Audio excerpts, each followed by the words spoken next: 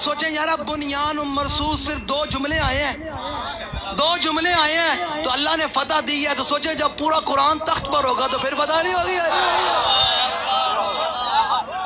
فتح اسلام کے تابع ہی ہے۔ اور ہمارے لیے لوگ کہتے ہیں ہم سے بڑا لبیک بلے دلیر ہو کے پھرا کرے، ہم سے بڑا کوئی محب وطن نہیں ہے۔ الحمدللہ ہمارے آباء و اجداد کی 7 پشتے، ہمارے جو 7 پشتے ہیں نا، ہماری گاؤں کے اندر ان کی قبریں موجود ہیں۔ کسی کی ہے تو سامنے لے کر آئے کہ میرے والد صاحب، پھر ان کے والد صاحب، پھر ان کے 7 پشتوں کی قبریں ہم اپنے گاؤں میں دکھا سکتے ہیں۔ کسی کی ہے تو سامنے لے کر آئے۔ اور ہم پتہ کہاں سے آئے ہیں؟ ہم محمود غزنوی کے ساتھ افغانستان کے رستے سے اٹک میں آئے ہیں۔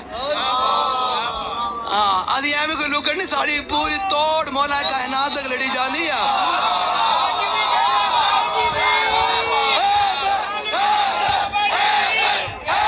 علی کا جو ماننے والا ہوتا ہے نا، علی کا جو ماننے والا ہوتا ہے، جب حضور کا دشمن پکارے للکارے نا، تو وہ انج کر کے نہیں کرتا پیروں مولویوں کی طرح، ملا کی طرح، پیروں کی طرح اپنے حجرے نہیں بچاتے، اپنا آپ نہیں بچاتے۔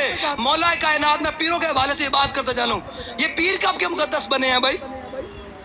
ہیں مولا کا سارے گو قادری، چشتی، سوربندی، نقشبندی سارے ہونا، نقشبندی تو سیدہ صدیق اکبر سے ہے نا، باقی جتنے بھی سلاسل ہونا، یہ ساروں کے جو امام الاولیاء ہیں وہ مولا کائنات ہیں۔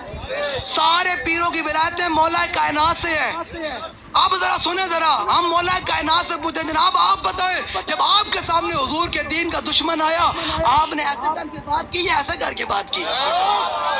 مولا کائنات کو جب اس نے للکارا نا خیبر کے مقام پر، مرحب نے قد علمت خیبر ونی مرحبو، دنیا جان دی میں بہمٹا بدماش ہاں، تو مولا کائنات نے ہمیں باما چنگیاں کر تو پھر مولا کائنات نے امامہ بنیا، تو پھر مولا کائنات نے تسبیح نہیں کڈی، ذوالفقار بار کڈی ہے۔